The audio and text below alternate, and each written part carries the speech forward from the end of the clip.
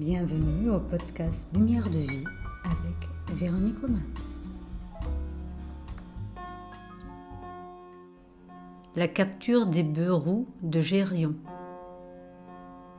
Dans la chambre du conseil sacré, celui qui préside révélait à l'instructeur la volonté de ce qui doit être.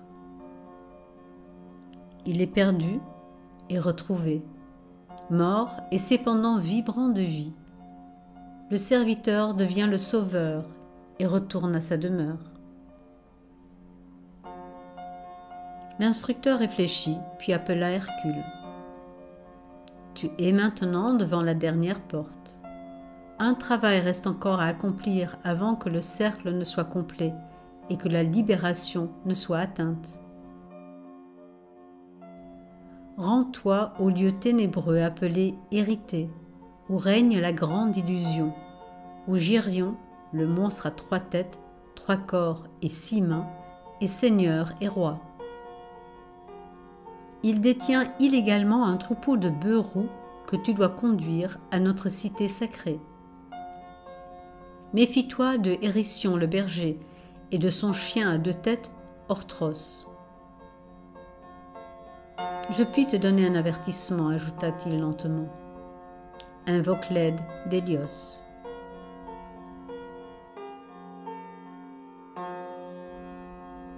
Par la 12e porte, le fils de l'homme qui était aussi fils de Dieu s'en alla. Il partit à la recherche de Gérion.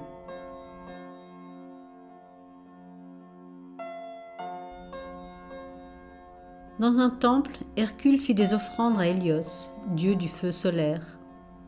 Il médita pendant 7 jours et une faveur lui fut alors accordée. Un calice d'or tomba sur le sol à ses pieds.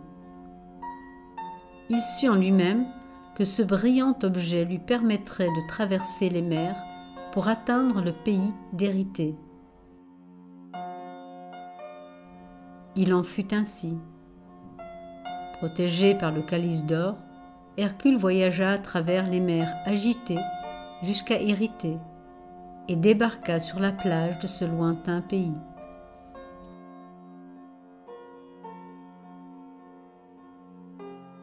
Peu de temps après, il trouva le pâturage où passaient les bœufs roux. Ils étaient gardés par leur berger Hérission et par le chien à 2 têtes, Orthros. Quand Hercule s'approcha, le chien s'élança en avant comme une flèche vers sa cible et se jeta sur lui grognant horriblement, ses crocs découverts claquant avec férocité. D'un seul coup, Hercule abattit le monstre. Alors, Eurytion, effrayé par le brave guerrier qui se tenait devant lui, le supplia de lui épargner la vie. Hercule accéda à sa requête.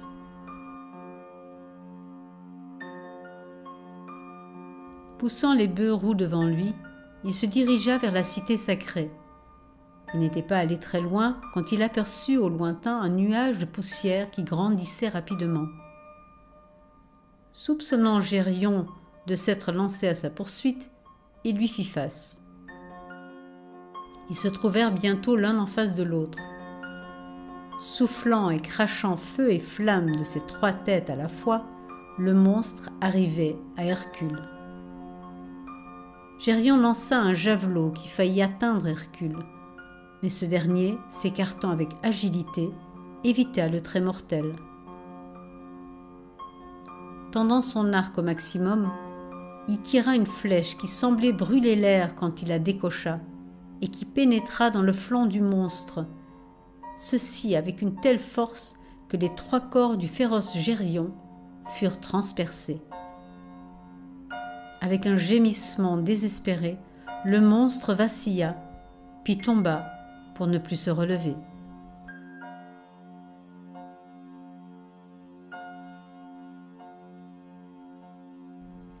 Hercule conduisit alors le troupeau roux vers la cité sacrée. Ce ne fut pas une tâche facile. À maintes et maintes reprises, quelques bœufs s'écartèrent et Hercule dut laisser le troupeau pour aller à leur recherche.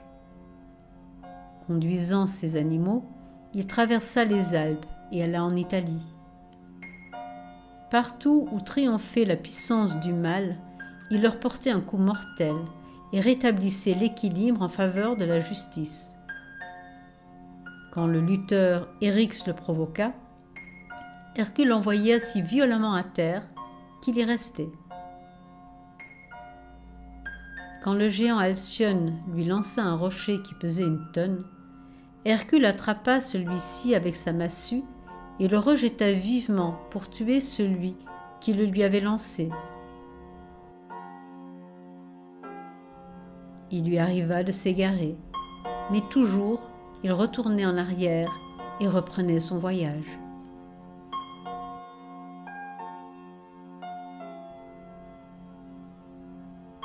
Bien que fatigué par tant de travail, Hercule fut enfin de retour.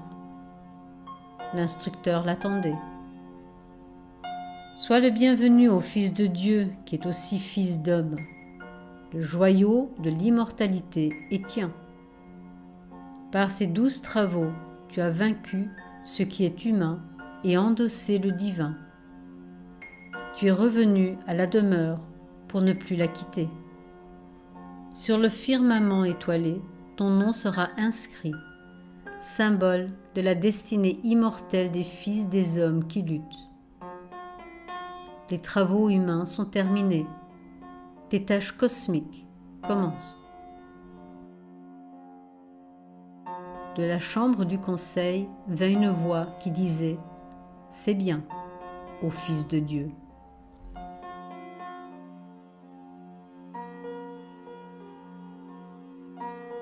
La symbolique de ce dernier travail. Hercule se reconnaît en tant qu'âme et agit ainsi. Hérité représente le monde de l'illusion.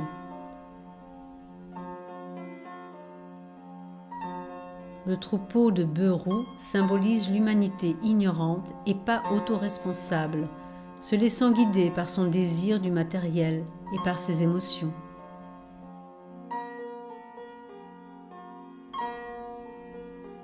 Le calice d'or, ou le Saint Graal, a pour mission d'élever le mental représenté par le berger et l'humanité représentée par les bœufs.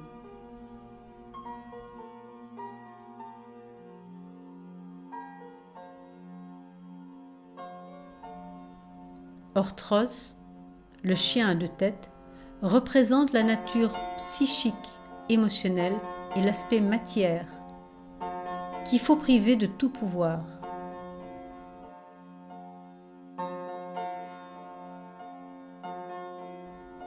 Le berger, le mental, doit évoluer afin de devenir un interprète de l'énergie spirituelle.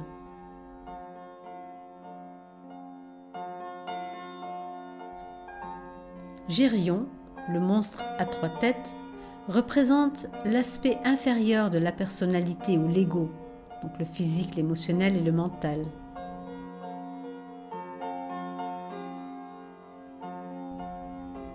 La cité sacrée est le corps causal ou la demeure de l'âme.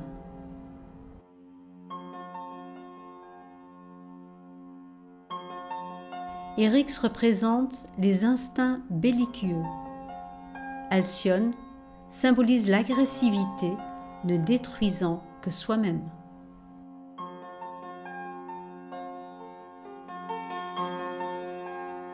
Ce dernier travail d'Hercule nous apprend que le disciple est un sauveur du monde.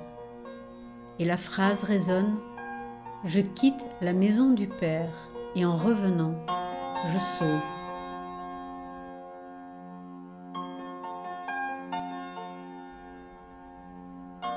En obéissant à une énergie plus grande que soi, le disciple devient un guerrier de lumière ou un sauveur du monde, qui sauve ceux qui sommeillent dans le monde des 3 corps inférieurs ou égaux. Il donne l'exemple par, premièrement, sa propre vie.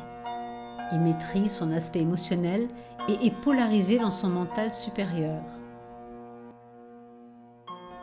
Deuxièmement, par sa parole. Il exprime que ce qui est important pour l'évolution. Et troisièmement, par ses actes, qui sont une démonstration du service.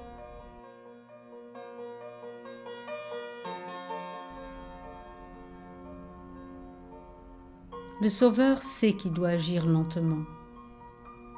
Le temps est sans importance, seule la vie est importante.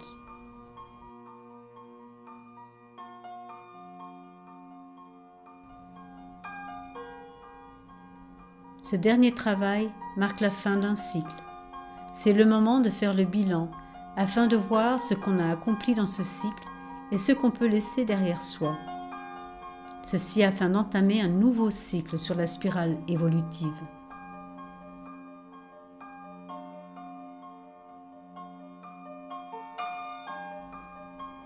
Dans un premier temps, l'ego va continuer à purifier et à transcender son côté animal, lié au corps inférieur, donc physique, émotionnel et mental.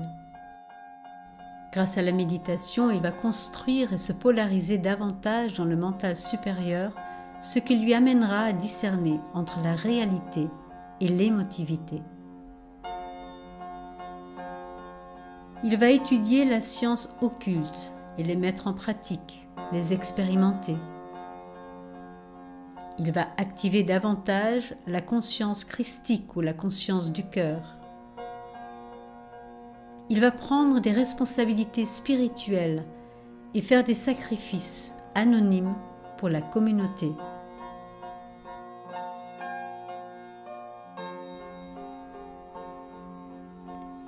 Dans un deuxième temps, l'ego va tendre à faire le lien via le mental de l'énergie venant du haut vers le bas et ainsi élever l'humanité.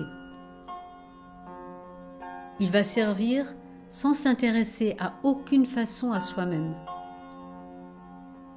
Il va, entre guillemets, mourir à soi-même afin de délivrer l'âme de la captivité. Il va se reconnaître en tant qu'âme faisant partie d'un plus grand tout et manifester l'énergie christique dans toutes les situations de la vie. Il va avoir conscience d'être un enfant de Dieu incarné et participer en conscience à la manifestation du plan.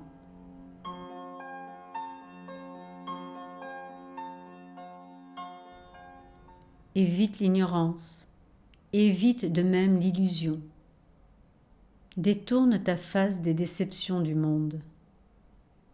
Méfie-toi de tes sens, ils sont faux.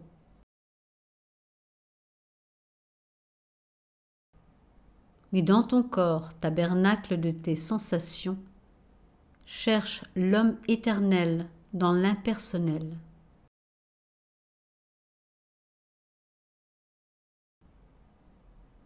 Et, t'étant mis à sa recherche, regarde en dedans. Tu es Bouddha.